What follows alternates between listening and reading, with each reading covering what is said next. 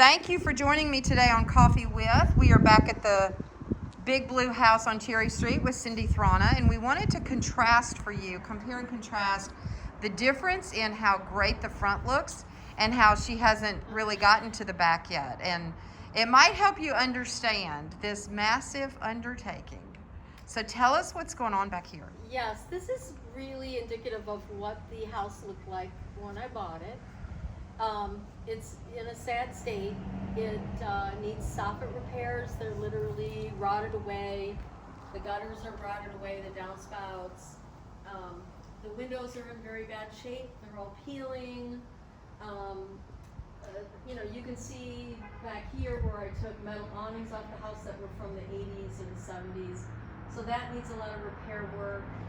All of these windows are basically indicative of what the rest of this house looked like. And there's a lot of work to do here. So let's kind of orient people. And I'm going to ask you to remember you're quite a ways from the microphone. Okay.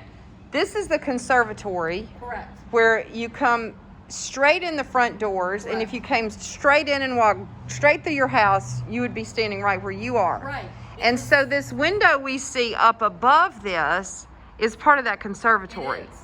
And these doors on either side come out from the conservatory. Yes. And so this is a little courtyard. Right. Okay. And so this is a private little courtyard. Somebody at some point had put a koi pond into it, but it wasn't drained and it had no drainage and it wasn't original. And it was causing a lot of water problems back here. There was also a lot of trees and bushes that were extremely overgrown that we had to dig out. Unfortunately, it's become like a weed festival. But you can see where we've started to do some soffit repair, but then you can look up and see what kind of condition these downspouts are in. They're in really rough shape. They do go into French drains, which is good. I did have the French drains roto-rooted out, I guess, for lack of a better word, to get all the mud and everything out of them. This is all the pile of the new downspouts sitting here, ready to go up at some point. And I'm hoping to do that project prior to the winter because we're entering the rainy season. And literally what happens back here is it becomes a swimming pool with all the water. And then what happens is then the water drains into the basement. So that needs to be definitely rectified. But it's, this is going to be a long process. The interesting things about these conservatory windows is that the screens were on the inside and those casement windows opened out when you wanted air. So it's the opposite of how we do windows now with the screens on the outside. The rest of the windows that go around at one point had screens, but I'm sure when they got into disrepair, the person just took them down and threw them away. So at some point I will have to do that. But first of all, I need to repair the ones that are here, fix all the glazing, paint them, make them operable. They do not open right now. Most of them have all been nailed or screwed shut. So that's another thing. The chains are broken.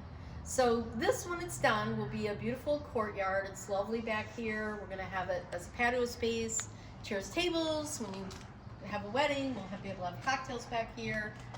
It's a lovely, lovely little space. It'll be like a little tree house, kind of like a little sanctuary.